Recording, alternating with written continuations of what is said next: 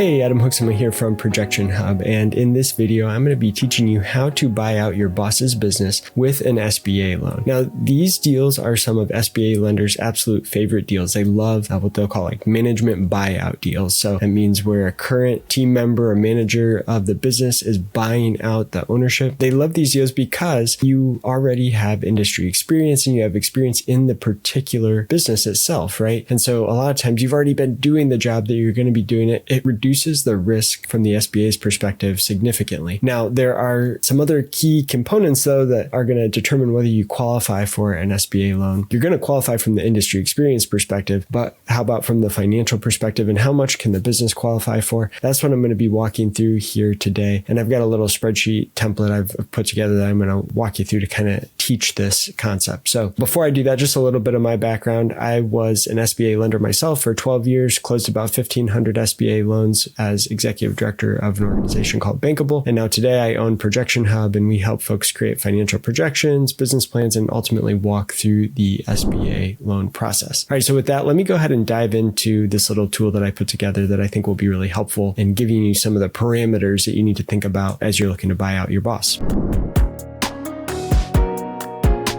Okay, so SBA lenders are going to be looking at a few things in an acquisition. They want to make sure that the business can cash flow the proposed loan amount. Okay, so they want to see that historically the cash flow of the business would support this new proposed loan for the acquisition. They also want to know that you as the buyer have the required equity injection, the down payment, if you will. And then they want to know that you have industry experience. Well, for a management buyout, you kind of automatically check that box. So that's great. With the cash flow and the down payment, I want to explain the math behind how this works now. So you can use this tool, and we'll put a link in the description of the video below to this tool so you can play around with it. But what you're going to do is you're going to put in your monthly cash flow, the monthly cash flow of the business. And then, so this would just be the annual profit from the last tax return divided by 12. That's the most simple way to think about it. Now, you may, depending on how far down the rabbit hole you are in this acquisition process, you may have heard of seller's discretionary earnings, SDE, or add backs or adjustments that you may be thinking, well, I'm not just going to take what's on the tax return because I need to have all these add backs. And that may be true, and the SBA lenders may be willing to accept add backs. I would say the simplest way to think about it is what's the annual profit on the tax return. You can certainly add back non-cash expenses like depreciation or interest expense, but that's probably all the add backs I would just say automatically include. The others are probably up for negotiation. So take that, divide by 12, come up with your monthly cash flow. So in this scenario, let's say we had $25,000 a month in monthly cash flow. And then we're going to assume for our SBA loan that we're going to have a 10% interest rate and a 10-year term. So we've got a 120-month term here. And then we've got our target debt service coverage ratio. So what debt service coverage ratio means is that the lender wants you to have $1.25. If we say it's 1.25, that means you should have $1.25 for every dollar of debt service. 1.25 is typically the kind of bare minimum that most lenders want to look at. And they may say, hey, we want you to have a little more cushion. So we may want you to have a 1.5. So if you had a 1.5 debt service coverage ratio, that changes how much you can apply for, right? But ultimately, it really comes down to how we calculate the maximum allowable debt service payment based on these assumptions here. So if we had $25,000 of cash flow, what we're doing right here is we're taking that $25,000 of cash flow, dividing by the 1.25 to say, okay, our maximum loan payment we can have each month is $20,000. That's the most we think we're going to qualify for. And then we can back in and do some fancy math here